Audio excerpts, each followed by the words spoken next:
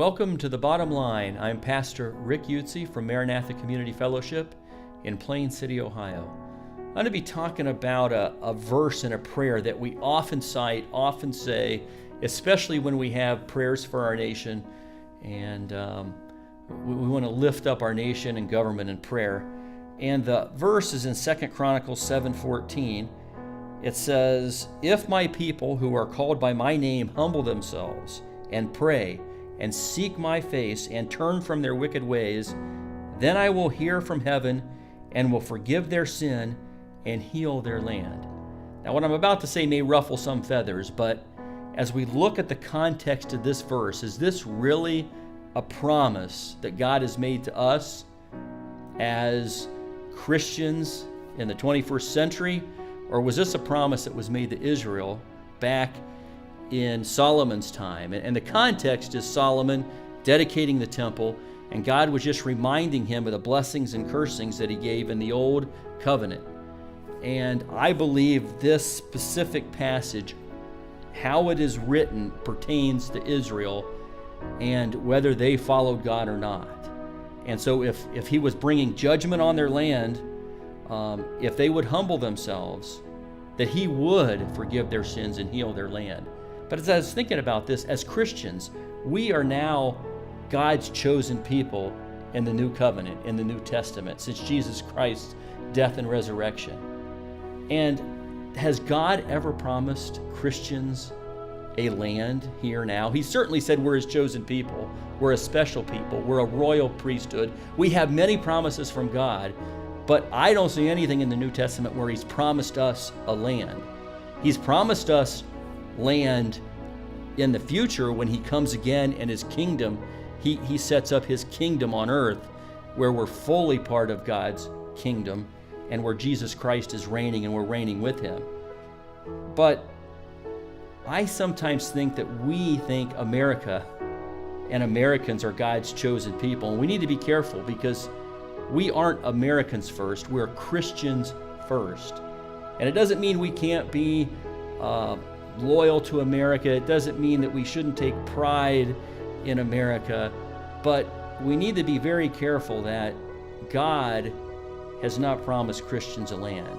And if you just want to think about this a little further, think about what's happening in the Middle East. Think about what's happening in Iraq, Syria, Iran, Somalia. Are the Christians there promised a land? Are the Christians there not being driven out of their land and their homes? They're losing everything. And so is it because they aren't following God's ways? I don't think so. I think it's because they are following God. And one of the things God promises in the New Testament is tribulation and trials and sorrows. And so if we take that as a promise, it probably means that they are following God in a way that we aren't, or in a way that's hard for us to even comprehend because of the privileges and freedoms that we have in this country. Now, I still believe that God does judge nations and he judges people for their wrong actions. So don't get me wrong, I'm not saying that, but I'm saying that this specific promise of healing a land, we as Christians don't have a promise of land in this life. Our promises are way better for when Jesus comes again. And I want to read out of Acts 1:8. It talks about what are we to be doing as we're here? Why has God left us here? And it says in Acts 1:7 and 8, it says, "He said to them, 'It is not for you to know the times or seasons that the Father has fixed by his own authority.'"